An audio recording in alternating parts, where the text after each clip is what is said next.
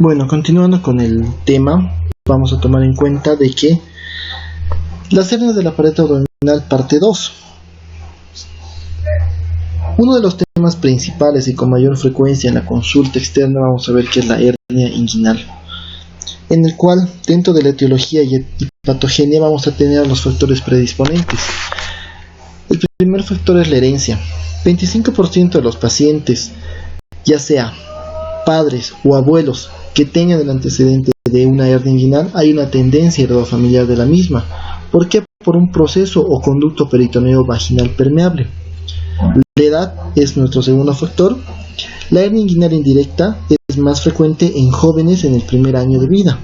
Porcentaje de incidencia más alta entre los 15 a 20 años. Gran repunte de incidencia por los ejercicios físicos. Una hernia inguinal directa es más frecuente en la edad adulta, pero es rara en niños. Otro factor predisponente va a ser el sexo. La hernia inguinal indirecta es más frecuente en hombres que en mujeres en relación 9:1 por desarrollo embriológico testicular.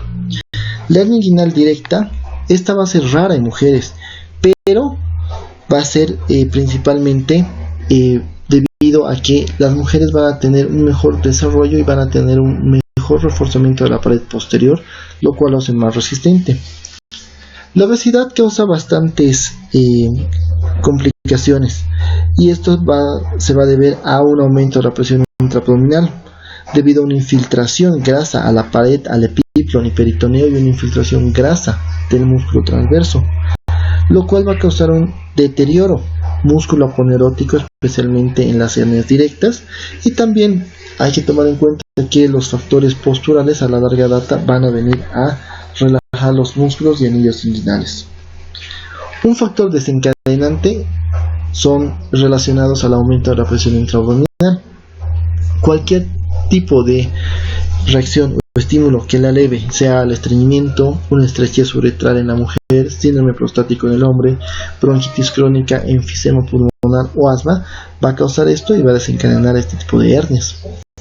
Dentro de las causas congénitas vamos a tener la falta de obliteración del proceso vaginal, deformidades pélvicas, atrofia de la vejiga, patologías del colágeno.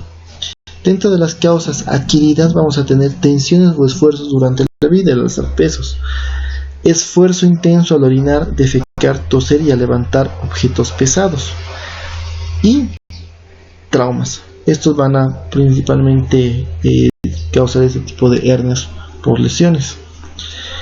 El diagnóstico se va a ver directamente como un abombamiento en la región inguinal. Si podemos ver en la imagen derecha, es una protuberancia elíptica.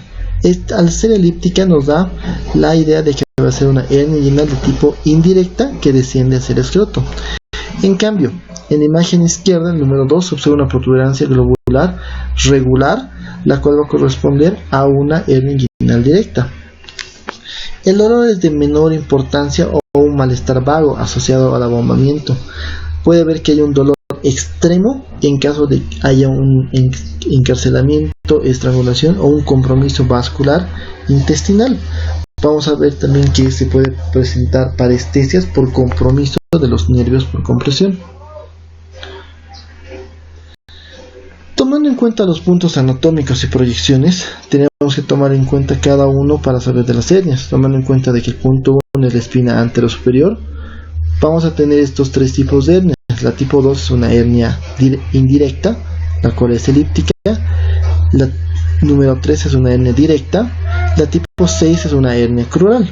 Y obviamente vamos a tomar en cuenta la anatomía del mismo. Cuando el paciente se pone de pie, normalmente se la hace pujar y ahí vamos a ver una pérdida de la simetría en el área inguinal o abombamiento discreto. Se puede hacer una maniobra de Valsalva, lo cual puede acentuar el tipo de abombamiento.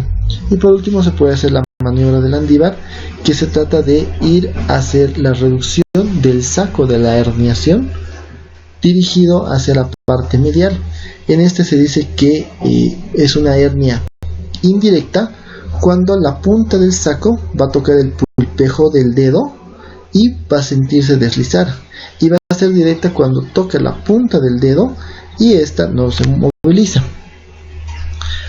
Tenemos varios diagnósticos diferenciales, como pueden ver acá, pasando de una linfoma, tuberculosis, neoplasias, torsiones testiculares, hidroadenitis, hasta una hernia femoral o una adenitis inguinal.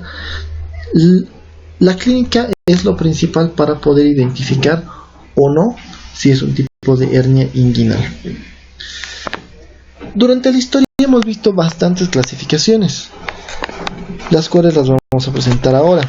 La clasificación de Castaing, que fue planteada en 1967, nos da como una hernia inguinal estadio 1, que es una hernia inguinal indirecta con anillo inguinal interno intacto, se presenta en lactantes y niños. Un estadio 2 es una hernia indirecta con un anillo interno aumentado de tamaño y distorsionado. Estadio 3, hernias directas y femorales. La clasificación de McVeigh en 1970. Estadio 1 es una hernia indirecta pequeña que se puede hacer una ligadura alta del saco y recontracción del anillo interno. El estadio 2 es una hernia inguinal mediana. El estadio 3 una hernia inguinal directa o indirecta de gran tamaño. El estadio 4 son hernias femorales o crurales, y el estadio 2, 3 y 4 se realiza tratamiento de herniorrafia, ligamento de Cooper o una herniorrafia técnica de McVeigh. Por eso que él pone su propia clasificación. La clasificación de Nijus en 1991, lo cual nos dice tipo 1, una hernia inguinal indirecta con un anillo inguinal interno normal.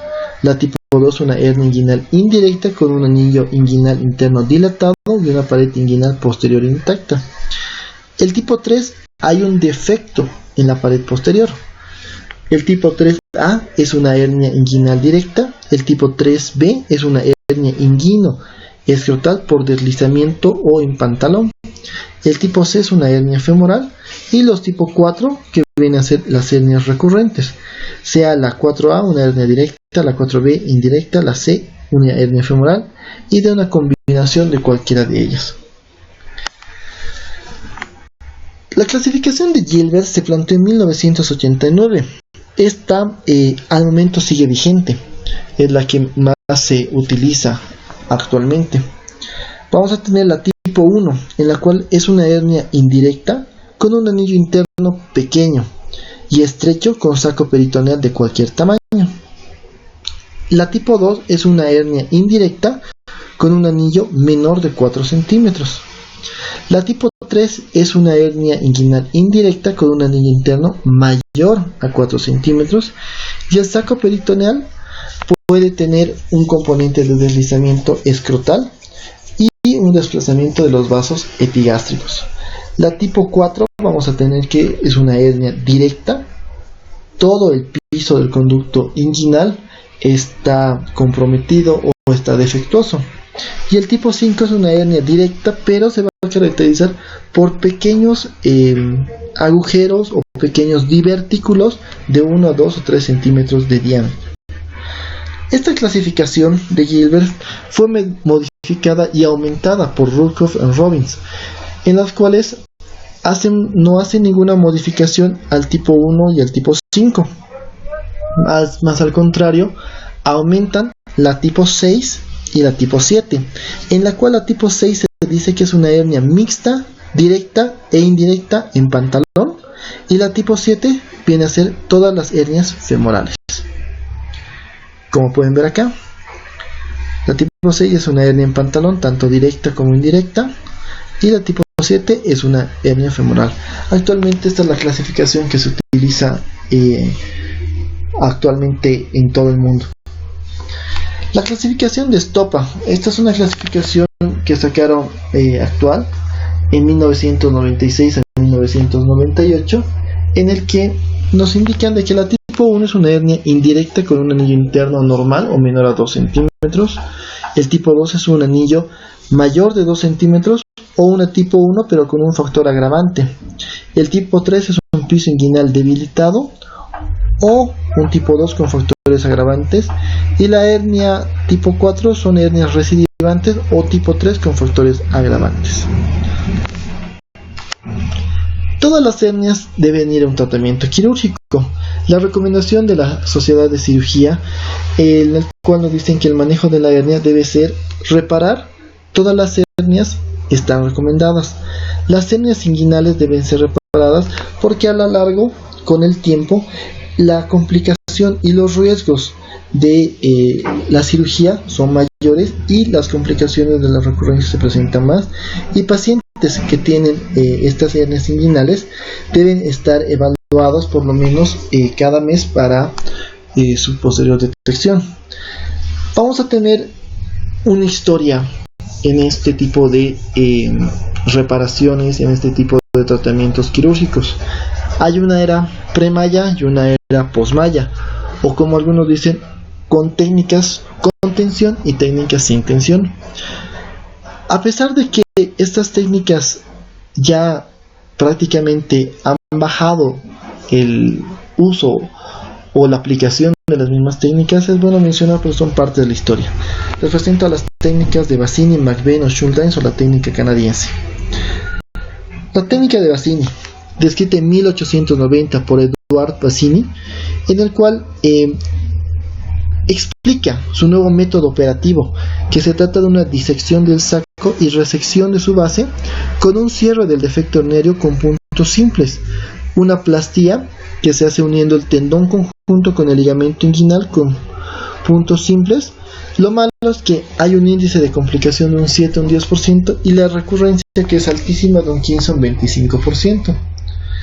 Como estábamos mencionando, hay un aislamiento del saco herniario, la ligadura del saco a nivel del orificio inguinal interno, apertura de la fascia transversalis desde el orificio inguinal profundo hasta el pubis y reparación con una sutura no absorbible. Como ven acá, se abre la fascia transversalis, posteriormente se tiene que disecar tanto lo que viene a ser el ligamento inguinal, el tendón conjunto. Por acá obviamente sale la parte de la hernia, lo cual se diseca. Entonces, de lo que se trata esta técnica de Bassini va a ser en unir el tendón conjunto con el ligamento inguinal. Bueno, se sutura el tendón conjunto al músculo oblicuo interno y transverso del abdomen, que viene a ser conformado el tendón conjunto por estos dos músculos, y esto se va a unir al ligamento inguinal. Se colocan puntos simples, como pueden ver acá, uniendo esto, puntos separados de la triple clapa del oblicuo menor transverso de la fascia transversalis. Hay una reposición de los elementos del cordón de la pared posterior formada y un cierre de la aponeurosis. ¿Qué es lo malo de esto? Hay mucho dolor postoperatorio, hay un alto grado de recurrencias y tejidos anormales. La plastía con los puntos. Acá, como pueden ver, la ligadura de los sacos, ya han instalado los puntos y posteriormente ya están aproximando o cerrando tanto la nueva plastía que se hace. En pocas palabras, la pared posterior, al ser abierta y los vasos son expuestos, y esto queda así en otro corte. Y bueno, esta técnica, como decía en los comentarios, causa bastante dolor postoperatorio y bastante recidiva. La técnica de McVeigh, planteada en 1967 por Chester McVeigh, en el cual hace una disección del saco y resección de su base. Hay una cierre del defecto herniario con puntos simples y una plastía uniendo el tendón conjunto al ligamento de Cooper con puntos simples. El índice de complicaciones de un 7 a un 15%, índice de recidivas de 15 a 20%. Se aplica en hernias inguinales grandes, hernias inguinales directas, hernias recurrentes de la ingle y otras hernias, en el cual podemos ver de que llega un poco más profundo que el anterior, porque va a venir hasta el ligamento de Cooper, en el cual tienen que ir y hacer la disección. Hace lo mismo que el anterior, ligadura del saco, cierre del defecto herniario. Posteriormente se aplican los puntos del ligamento inguinal al ligamento de Cooper y se hace una sutura del arco transverso al ligamento de Cooper. Tomando todo el ligamento inguinal con el ligamento de Cooper, se realiza todo el cierre. Es una plastía con puntos del tendón al ligamento de Cooper. Y como pueden ver, esta es aún más tensa que la anterior. La técnica de Schuldeis, o técnica canadiense, que decían, diseñada en 1945 por Earl Schuldeis, hace una disección y ligadura del saco en su base, igual que los anteriores. hay una apertura de la fascia transversalis del anillo hasta el pubis. Esta técnica de Schuldeis, ¿por qué se caracteriza? Por la sutura en 4 planos. Se sutura la vaina del recto a la cintilla ilopúbica, el arco del transverso al ligamento inguinal, el tendón conjunto al ligamento inguinal y el tendón conjunto a la ponderosis del oblicuo mayor. Índice de complicaciones del 5 al 10%, índice de recidivas del 1% en la clínica de Schuldeis y 10% en el resto de los cirujanos. Como pueden ver, se realiza el aislamiento del saco, apertura del piso del canal desde el anillo interno hasta el pubis, cierre de las 4 capas con material no absorbible. Se cierra la fascia transversalis, el músculo oblicuo menor, el tracto ilopúbico y el ligamento inguinal. Como pueden ver, son 4 planos. El primer plano que se cierra es de la vaina del recto, la cintilla ilopúbica. Eso es lo que están cerrando. El segundo plano del arco transverso al ligamento inguinal. Entonces se realiza la segunda capa. El tercer plano, el tendón conjunto al ligamento inguinal. Obviamente aquí ya estamos viendo la segunda y la tercera capa. Y la última placa, el tendón conjunto a la hoja del oblicuo mayor. La verdad es que queda totalmente sellado y soldado esto, pero causa bastante dolor postoperatorio. Una vez que se puso en boga el tema de los materiales protésicos, aparecieron las técnicas sin tensión, las cuales son las más utilizadas hoy en día: la técnica de Stoppa, la Lichtenstein, la Gilbert o PHS, Nijus y la paroscópica. La técnica de Stoppa, diseñada en 1973 por René Stoppa y Jan Rives, es un acceso anterior por la línea media. Es una disección del espacio preperitoneal y una disección del saco uni o bilateralmente. Se hace una colocación de malla preperitoneal con un índice de recurrencia del 5%. Como pueden ver, se hace la apertura, se ven ambos orificios por la parte preperitoneal y se llega a instalar la malla en ambos y el cierre de los orificios. La técnica de Lichtenstein. Esta es la más utilizada y la más frecuente. Está diseñada en 1974 por Irving Lichtenstein, la cual hace una disección del saco sin ligarlo, solo se reduce. Colocación de la malla plana, índice de complicación del 1.1 al 7% y una índice de recurrencia del 0. al 2%. Es la que tiene la más baja recurrencia. La técnica de Lichtenstein sin tensión se basa en la colocación de una malla como reparación de un defecto herniario. Indicaciones: en hernias inguinales primarias, directas o indirectas en hombres adultos, hernias inguinales recurrentes, directas o indirectas con un defecto mayor a 3.5 centímetros. La técnica, la malla, el tamaño adecuado de la malla debe ser de 8 por 16. La malla debe ser lo suficientemente grande, se podría decir, para que realice una solapa de unos 2 o 3 centímetros por encima del triángulo de Hesselbach y 1.5 a 2 sobre el pubis. Como pueden ver acá, una vez disecado ya el cordón, vemos la fascia transversalis, vemos el ligamento inguinal y vemos también el tendón conjunto. Vemos el saco, cómo se va a invaginar, el saco que es indirecto. En caso de que el saco sea directo, se realiza una aplicatura de la fascia transversalis. Posteriormente a eso se coloca la malla, la cual se fija al arco transverso y al ligamento inguinal con su jet continuo, y apertura de la malla en la parte posterior para que envolver al cordón espermático.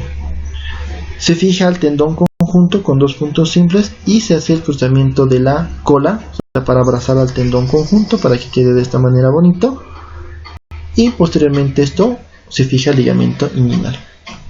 Es una técnica bastante reglada, bastante limpia, la cual se realiza casi en todos los centros hospitalarios, y es una técnica bastante bonita y que actualmente sigue vigente por principalmente la recurrencia tan baja de un 2% que tiene. La técnica de Gilbert o PHS u HS, que ahorita les voy a mostrar qué significa, diseñada por diseñada en 1997 por Arthur Gilbert. Se trata de una disección e invaginación del saco indirecto o una circuncisión del saco directo. Se realiza una disección del espacio preperitoneal y se introduce un dispositivo interno en el espacio preperitoneal con un conector en el defecto urinario, la fijación del flap superior en el piso inguinal, un índice de complicaciones del 2.5 y recidivas del 0,067%. De eso se trata. ¿Qué significa PHS?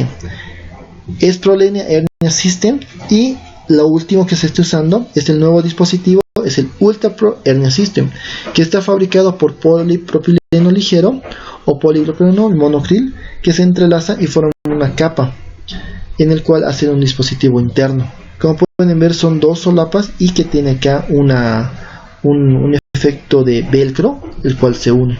Entonces es por eso que es Gilbert PHS u HS por este dispositivo.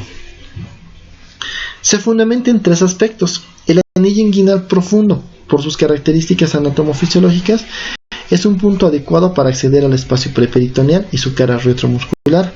Esta malla hace una barrera de contención adecuada y eficaz, y las presiones positivas de la cavidad abdominal son suficientes para asegurar la reparación al fijarla a los tejidos. Esto es un principio de Pascal. Este principio de Pascal de presiones se toma igual en cuenta bastante en la técnica española actualmente, que muchos no fijan la malla porque dicen de que el mismo cuerpo y la misma presión del cuerpo lo va a fijar y que no es necesaria estar colocando puntos. Nosotros por seguridad lo hacemos. La reparación, como se ve acá, se reduce el saco, se diseca el espacio preperitoneal, se inserta a este nivel del espacio preperitoneal el Prolene Hernia System y se abre la malla inferior en el espacio preperitoneal cubriendo todo el orificio miopectíneo. Se extiende la parte superior sobre el músculo transverso y se recorta la malla para acomodar los elementos del cordón. Se coloca un punto de sutura, ligamento inguinal y uno al arco de transverso para fijar, o sea, para que no se rote, y uno al tubérculo púbico. Como pueden ver acá, la disección del espacio preperitoneal, introducción del dispositivo y fijación del flap. Entonces, como pueden ver en esta imagen 3D, el dispositivo queda tanto con una solapa, 1 y 2, y se fija obviamente, como dicen, al ligamento inguinal y al pubis. Están sacando y queda así de bonito. La técnica de Nijos hoy es raramente utilizada, pues casi todas las modificaciones incorporaron una prótesis. Nijos aconsejaba antes que la prótesis solamente se debía colocar en hernias complicadas o recidivadas. La técnica de Nijos se da para herniorrafia, la cual se practica en todo tipo de hernias, aunque su clasificación dice en las tipos 2, 3, A y B, y sobre todo en las recidivas tipo 4 según su misma clasificación. Contraindicaciones si son hernias complejas o recidivantes para cirujanos inexpertos en este tipo de abordaje, y para pacientes mayores de 18 años debe ser utilizado. Se hace un cierre mediante 2 o 3 puntos aproximando el tracto iliopúbico al ligamento de Cooper, desde el borde medial al borde de los vasos ilíacos. Por delante del peritoneo se coloca una malla y se hace una incisión de 3 a 4 centímetros sobre el pubis. Se abre la pared posterior del estuche de los rectos y toda la anatomía de la pared posterior, y se reduce el saco urinario y se aplica la malla según el defecto preperitoneal. Como pueden ver acá, se reduce el defecto. Posteriormente, cerca del canal, se realizan la disección y se colocan los puntos para hacer el cierre.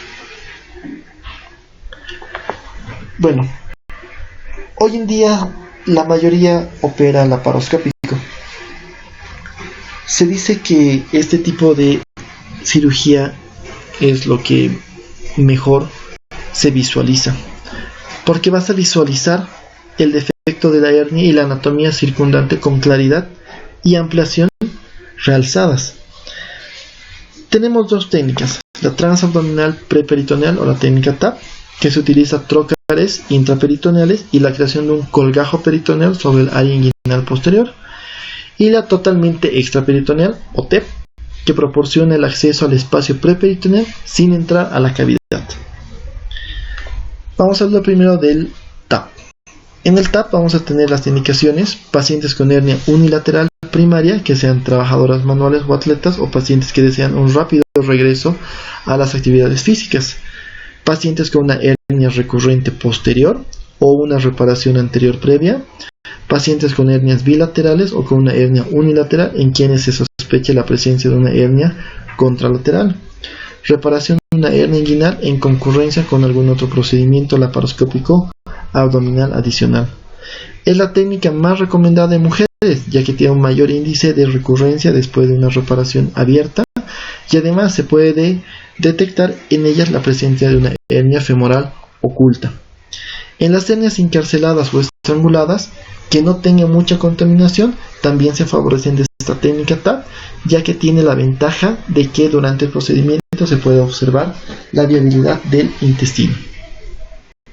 Las contraindicaciones absolutas de estas, ¿cuáles van a ser? Pacientes con hernias estranguladas y contaminación severa, pacientes con alto riesgo anestésico, infecciones intraabdominales o peritonitis, ascitis de difícil control, coagulopatías no corregidas, niños o jóvenes con hernias indirectas en los que la reparación de la pared y canal posterior es innecesaria, falta de adiestramiento en la plastía inguinal laparoscópica. Tenemos que tomar en cuenta cómo se va a ver la anatomía. Desde este otro lado vamos a ver los músculos del recto, tenemos que ver los vasos epigástricos, ubicarnos en el triángulo de Hasselbalch, los vasos ilíacos, principalmente el ligamento inguinal, por donde va a salir la hernia indirecta y la hernia directa. Y obviamente lo más importante, al nivel medial tenemos que ubicar el ligamento de Cooper, el ligamento de Lindnat. Ojo, lo más importante es esto: el triángulo de la muerte o de las desgracias es el número 1 en todo. Señala la localización de los vasos ilíacos externos dentro de los límites del triángulo de Du, que va a ser el conducto deferente, los vasos espermáticos y la base. Si tú, mediante el hook o al realizar el colgajo peritoneal, tocas esto, como dicen, es una desgracia porque no vas a poder parar esto y vas a tener un hemoperitoneo. Segundo, vista laparoscópica del lado de realización del triángulo del dolor, que es el lado derecho. Vamos a tener al nivel 1 el nervio femoral, la rama del femorocutáneo y el femorocutáneo lateral. Este es el triángulo del dolor. Tomando en cuenta esto, vamos a tener el triángulo rojo y el triángulo amarillo, o el triángulo de la muerte y el triángulo del dolor, los cuales tienen que evitar. Como dice la técnica, se realiza una apertura de la ventana peritoneal. Se debe de identificar las estructuras preperitoneales, identificar qué tipo de hernia, si es una hernia directa o es una hernia indirecta. Se coloca el parche en los orificios herniarios. Y bueno, vámonos a esto.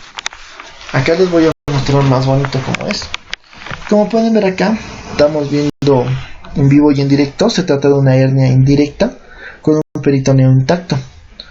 Lo que nosotros vamos a hacer el colgajo, como vimos en el gráfico. Sacamos todo y tenemos que hacer la identificación. Vemos que acá está la hernia, a este lado vamos a tener el ligamento de Cooper, acá están los vasos, no voy a tocar por ahí.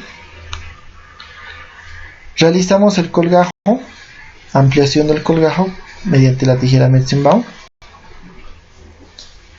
Vamos a, como es una hernia inguinal indirecta, vamos a reducir el saco, y el saco lo vamos a fijar mediante tackers al ligamento de Cooper, que es este blanquito de acá, es el ligamento de Cooper. Posteriormente a esto vamos a separar las estructuras del cordón espermático para liberarlo.